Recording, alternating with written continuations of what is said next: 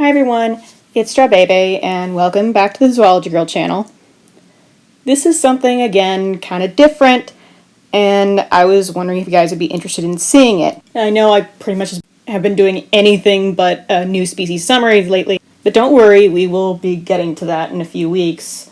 We just need some editing done on the script and stuff.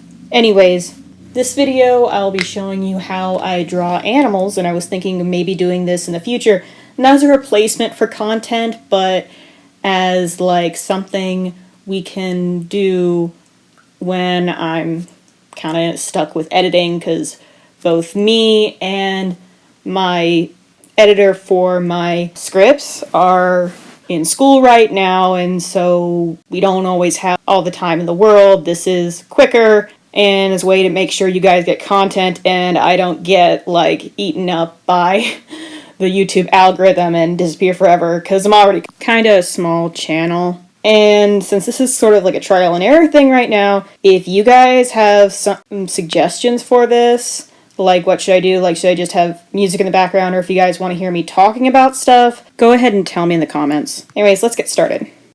So I'm sorry my recording isn't quite as good this time around. I'm kind of recording as I'm showing you the videos so I can comment on it a little bit too, and I can't put my audio through my editing software that way. Sorry. So also apologies if you hear any birds or cars in the background, because I'm currently sitting in like a room next to a window in my house.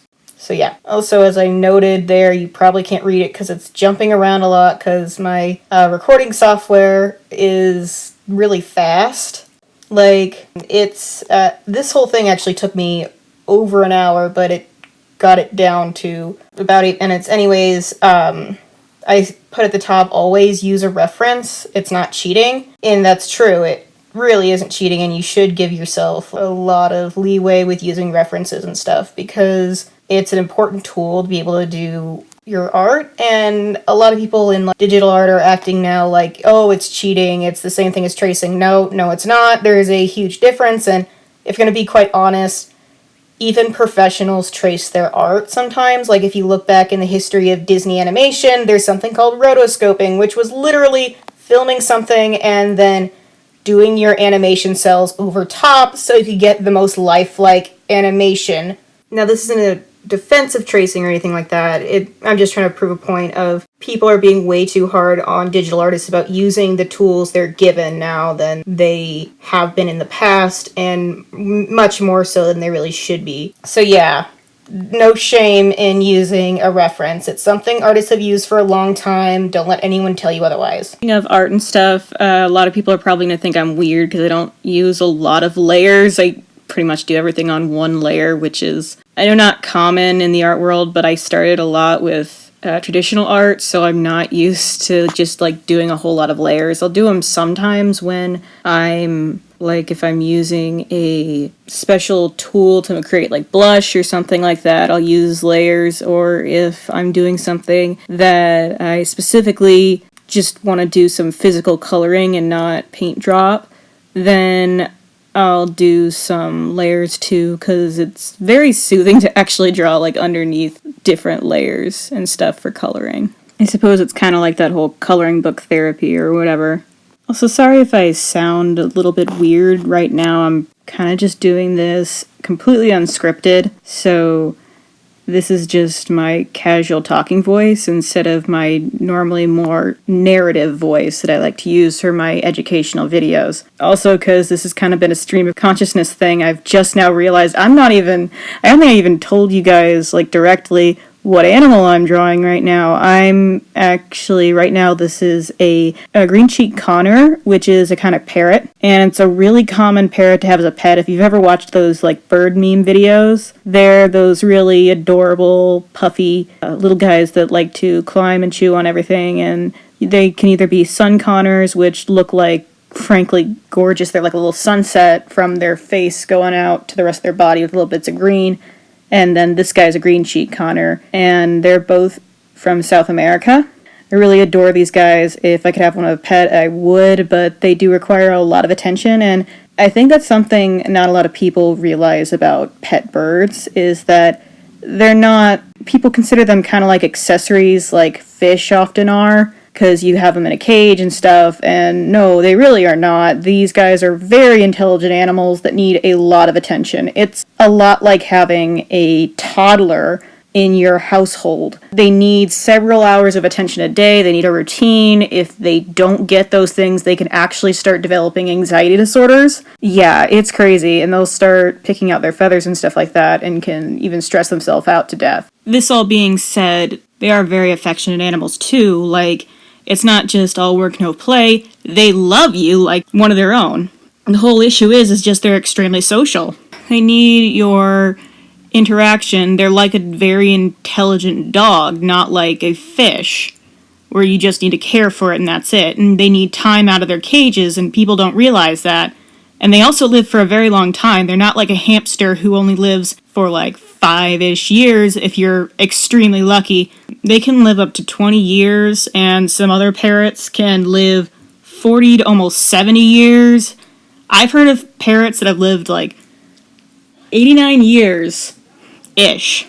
So yeah, moral of the story is you just have to be very careful when buying a pet like a parrot. There's all sorts of stuff that you need to research ahead of time, because you can't just treat it like an accessory. Really, you shouldn't treat any animal like an accessory, but especially parrots. They're not easy animals. They're a lot of responsibility. You're probably told that with every animal, but they're a lot more responsibility than even some larger animals like a cat or dog. Some other things to note about Conures is that they're, as I said before, extremely playful. They're known for their very playful nature. They have a bad habit of biting. All birds bite a little bit, but Conures especially have issues with nipping and stuff like that.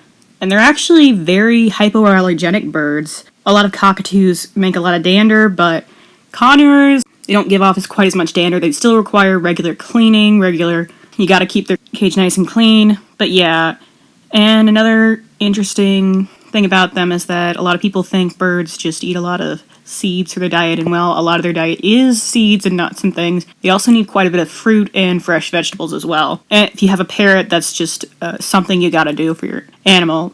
And like a small correction to make, there's actually a bunch of different kinds of Conures, but not all of them are able to be cared for as pets. Like, they definitely needs to be living in the wild. And honestly, that's technically the case with a lot of birds. It's just, that's like the thing in general with exotic pets, is that most of the time they're not necessarily an animal that's been domesticated and actually need a lot more care than a normal animal in that case, because they need a lot more living space than a domestic animal does. They need a lot more care when you're giving them physical attention, because they're not going to understand right away that you're someone who wants to protect them. They might need others of their same species to feel comfortable. They might actually not want to be around any other animals, period.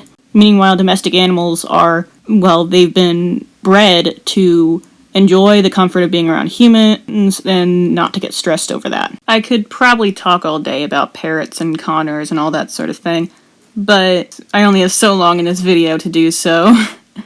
And I was actually also kind of wondering, what would you guys like me to do for future videos like this? Like, again, do you want me to talk over it, or just don't want to hear me talking at all? Would you rather I have this like an open ask questions sort of thing, where you ask me personal questions or ask me to tell stories from, like, I work at a zoo as a groundskeeper. Would you like me to talk about that?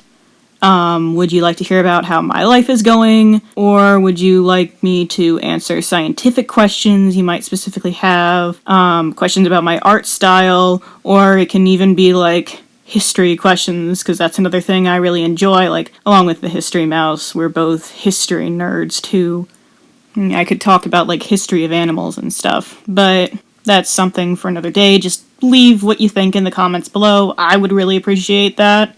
And I'd really just like some direction for where you want me to take this segment in the future, or if you just don't want to see it at all again, that's fine too. You can tell me, oh, I just don't want to see this pop up in my recommendations every few weeks or so because you don't have anything else to put in your videos and stuff. So yeah, just let me know on this stuff. I really appreciate it.